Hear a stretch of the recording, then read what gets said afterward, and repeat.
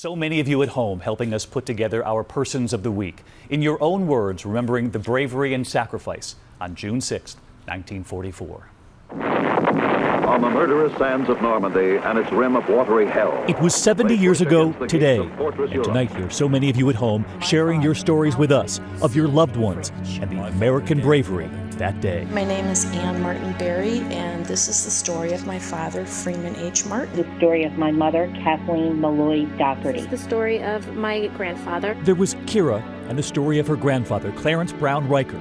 Everyone called him CB, landing on Omaha Beach. What my grandfather used to tell me about D-Day was that he was amazed that he made it out of the beach alive, and that the beach really was called the Blood Beach for a reason. Waiting at home, his wife, her grandmother, and the family all these years later with the letter he wrote home to his love, and she read it to us today. No man has a greater love.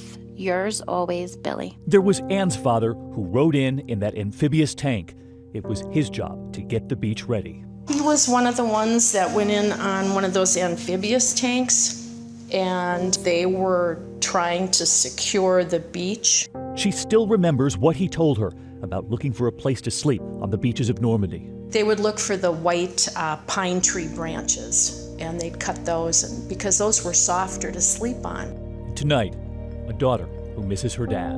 My dad was a hero to me every day. Jean Luciano's mother was just out of nursing school when she signed up to go to Normandy, 6 miles away from those beaches. My mother is to the far left. She has the boots on. She always pointed out that she was one of the few that got the pair. She says there was one thing her mother never forgot. The most striking thing to her was how young they were, that their faces were so young. So young, so brave, and tonight, worthy of the honor. The boats that they landed with were tight-quartered. They put as many soldiers as they could cram into them. They were hot. A lot of the soldiers dropped before they even got out of it because they were sick. They sweat, they puked, and you just had to go with it. This is Glenn Elvington, and this is the story of my father, Dan Elvington. These guys didn't talk about what they did. I think that they just did. He actually got offended if anybody called him a hero. The heroes for him were the guys that didn't come home. And one more story from Dennis Smith, who said his father never spoke of D-Day until just before he died.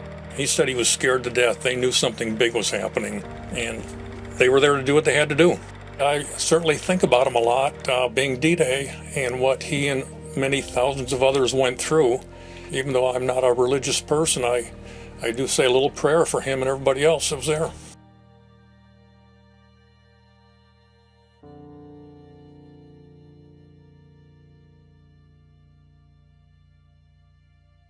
And so we choose your heroes, our heroes too.